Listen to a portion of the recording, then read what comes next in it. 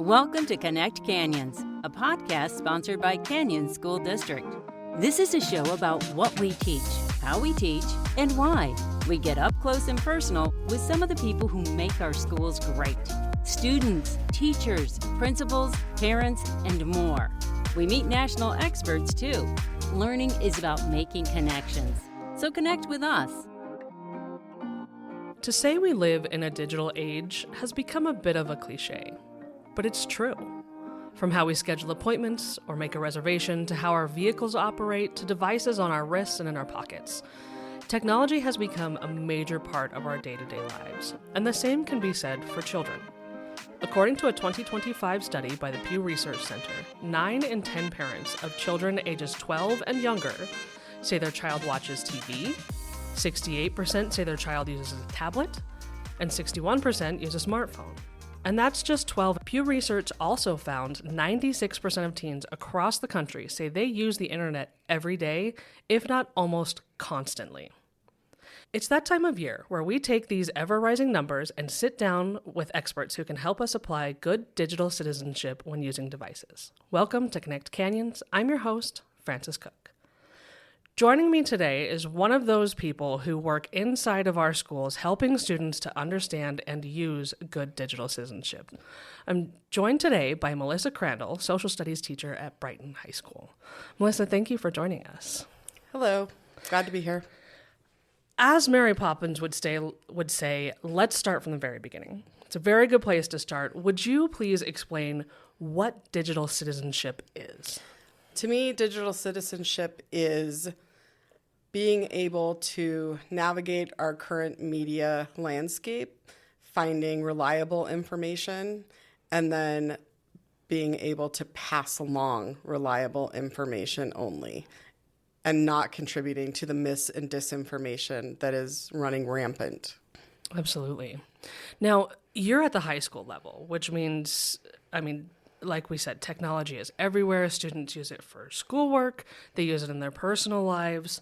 Could you talk to the importance of being informed on how to digest what our students are seeing online?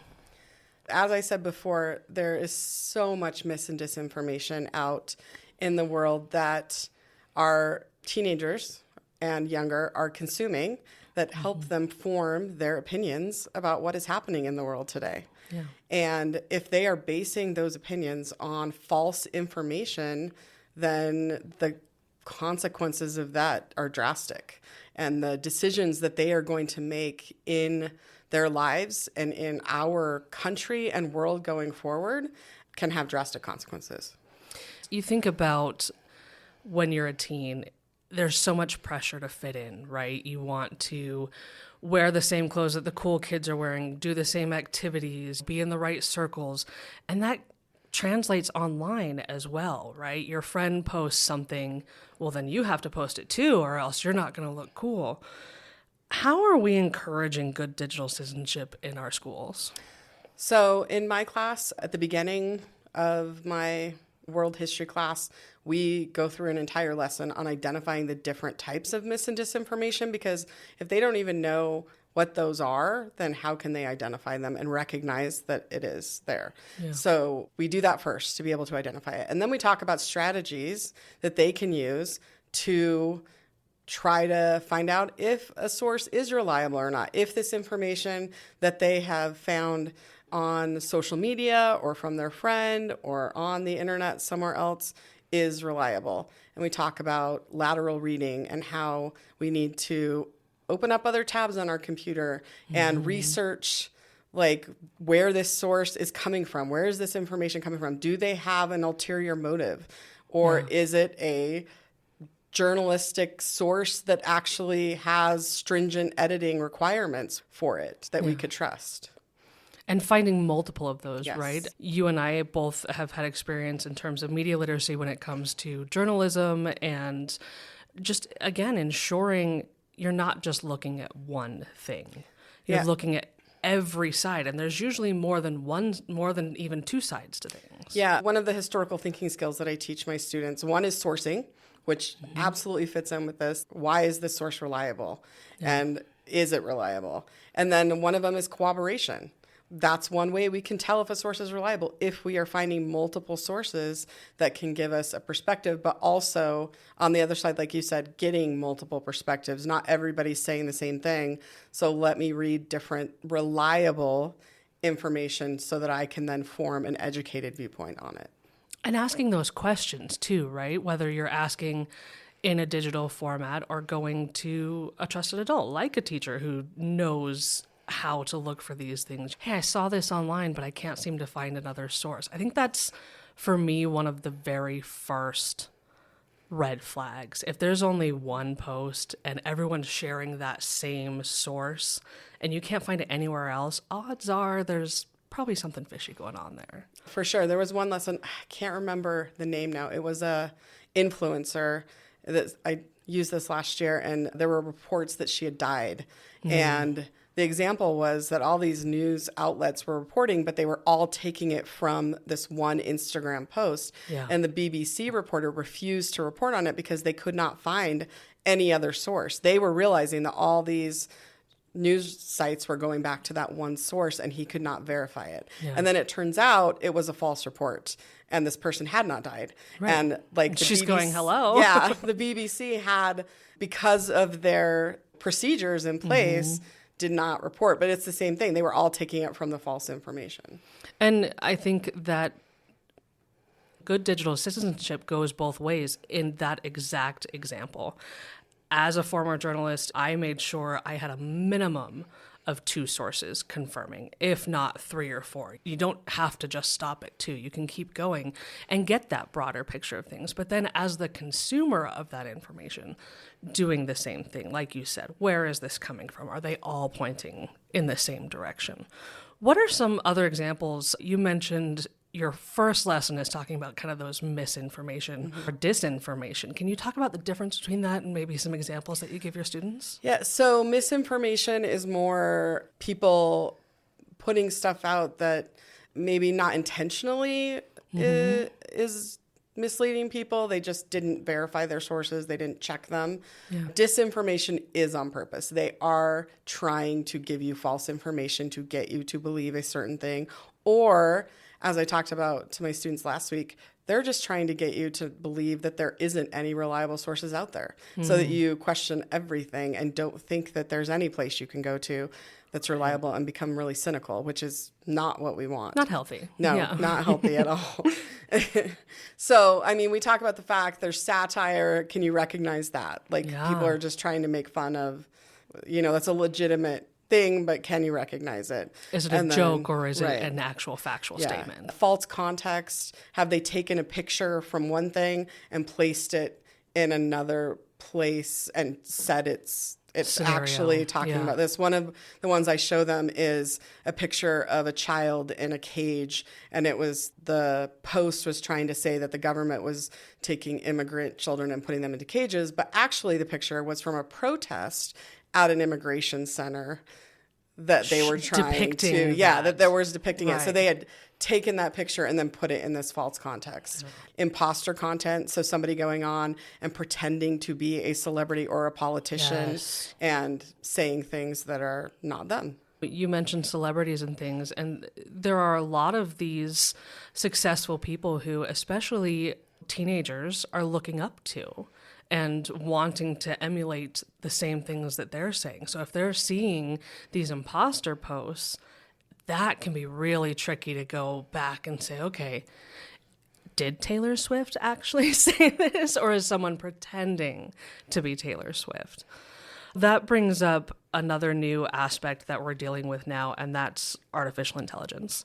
It's become so compounded in our lives, whether you're looking at a fake video, you have things like ChatGPT and Genesis that can help you create things which can be good. Like all things in the digital realm, it can be both good and bad. How are you addressing AI in the classroom? So in multiple ways. I want to use AI responsibly and teach my students to use it responsibly and not ignore it, because I think ignoring it is not the path to go down because it is there. It's not and going they are away. going to use it. Yeah. So one thing I've implemented this year is on my students' assignments, they have a traffic light.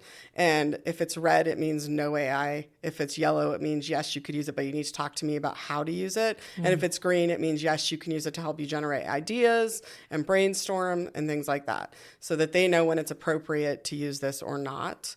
I also have been utilizing Magic School to create custom chatbots where I have a project where students are creating a game about the decolonization of a country after imperialism.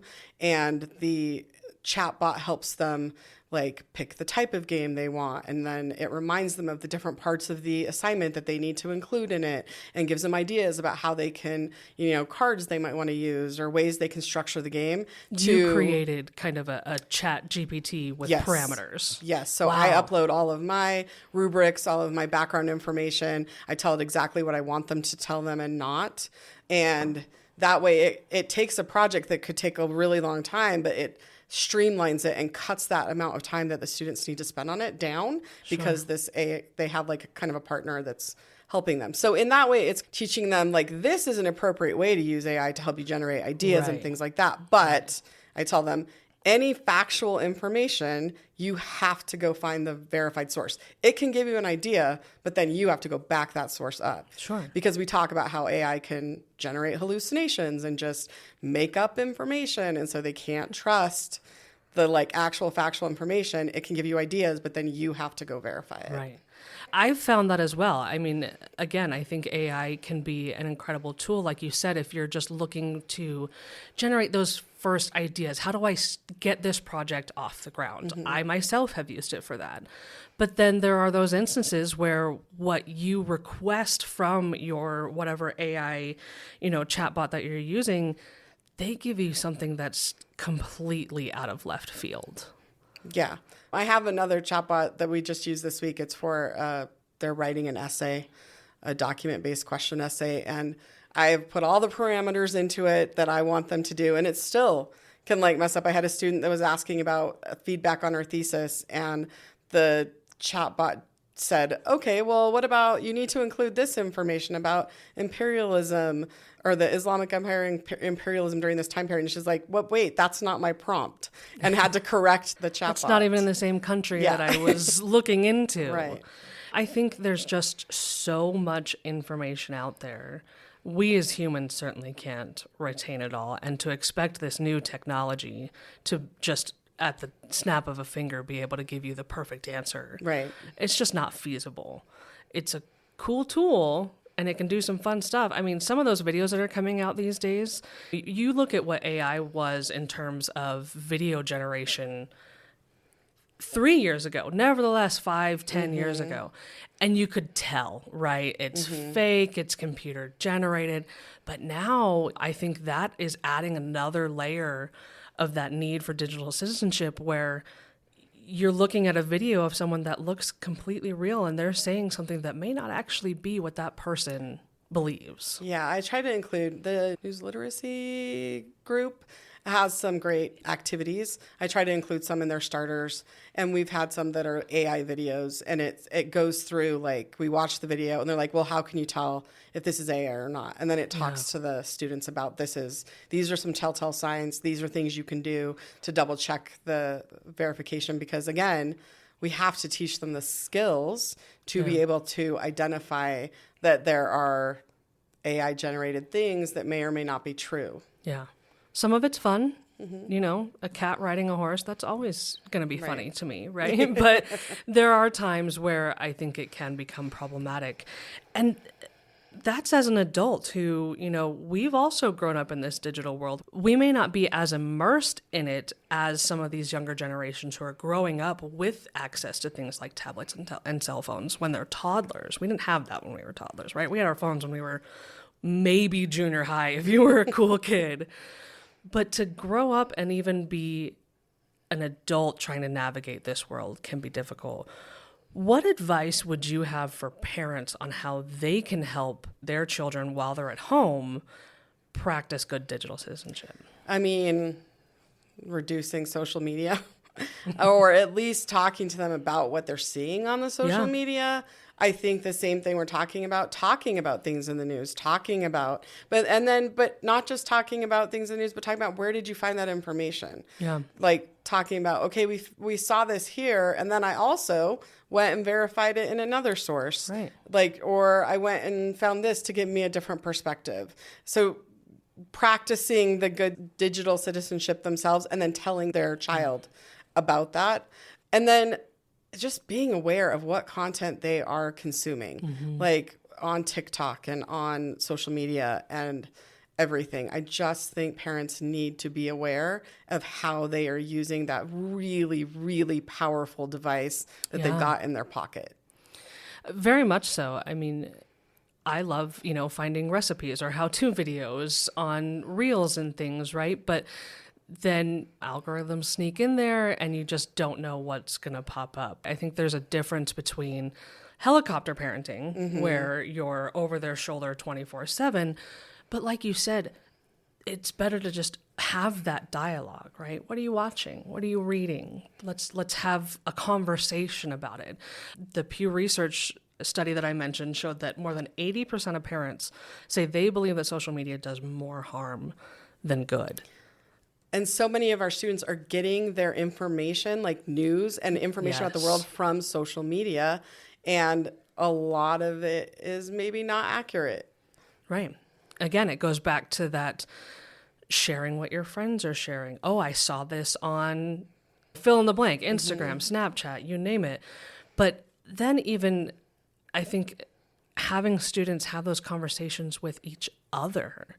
I saw you posted that, but I haven't seen that anywhere else, right? Where did you get that? I have a win from my classroom.